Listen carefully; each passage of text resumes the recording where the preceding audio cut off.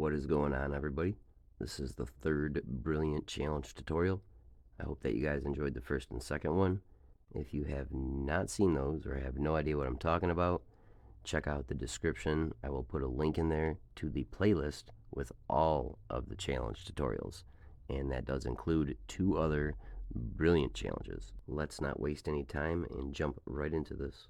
This position is the easiest in my opinion out of the 10, so we're starting off with it. Black makes the move, rook to g7, and here I make a brilliant move.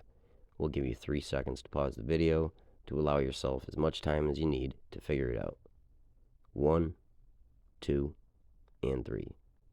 The brilliant move is queen to d8 check, and black ends up resigning here because he sees that it is a forced combination.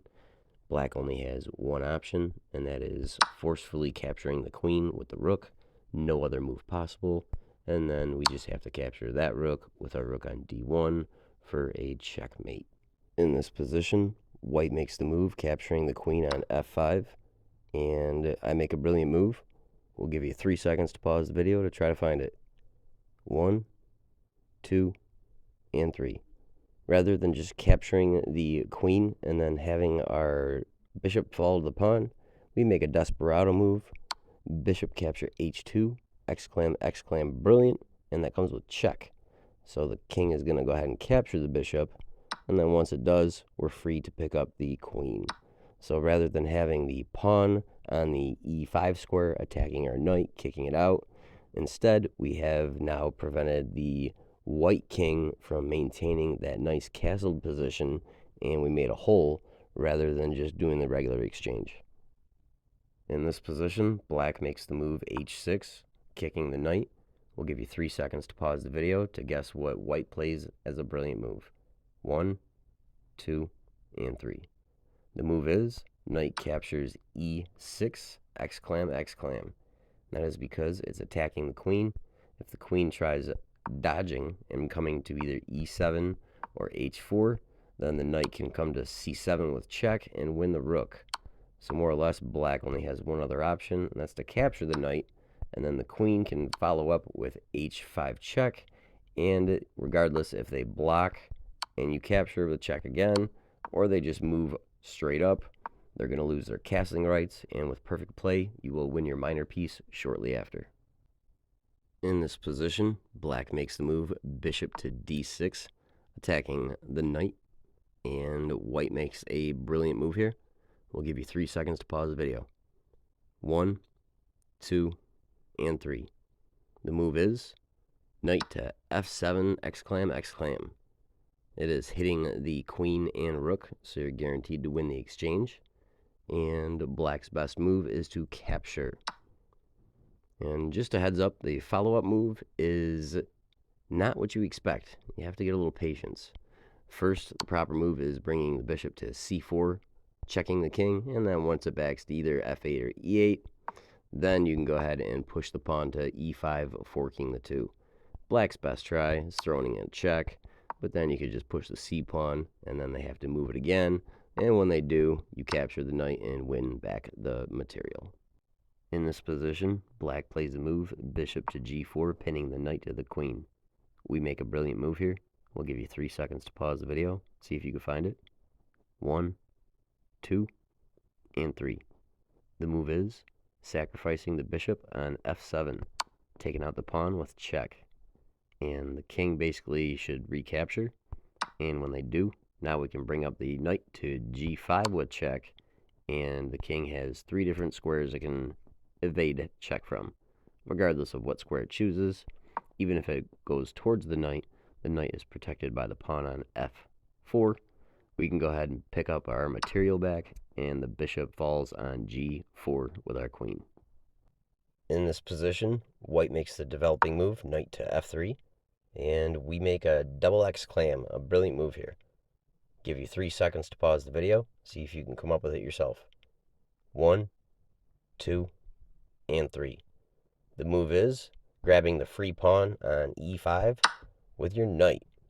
And the reason why that is a brilliant move is because you get a free pawn. It doesn't matter if white captures your knight. You're going to go ahead and capture the bishop, so you both won a minor piece, but you got a free pawn. Or if white decides to capture your bishop with check, you can recapture with your knight and get it out of harm's way, thus winning the pawn. In this position, black plays the move, pawn captures b5. And I make a brilliant move here. We'll give you 3 seconds to pause the video and see if you can figure it out.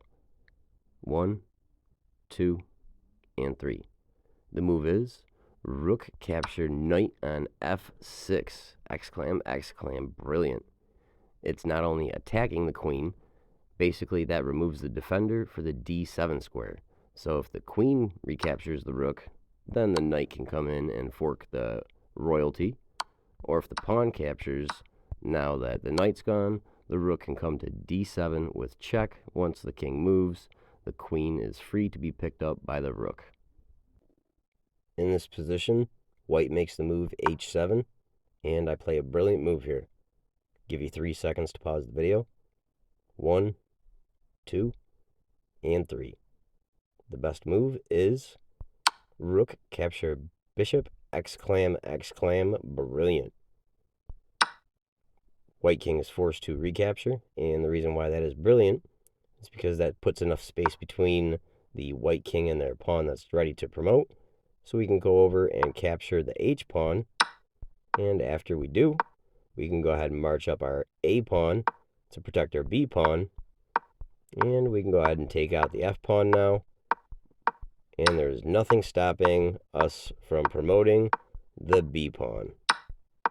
In this position, white makes the move rook capture h7, which is a blunder. It was better off playing rook to a8 check, and then once the king moves out of the way, capturing my rook, but it didn't do that. So, play a brilliant move here. I'll give you 3 seconds to pause the video so you can try to find it yourself. 1, 2, and 3. We pick up the free bishop with our rook, and they are unable to capture, because if they did, then it's a checkmate in 2. Rook to g2 check, forcing the king to the corner, and then rook to g3 is checkmate.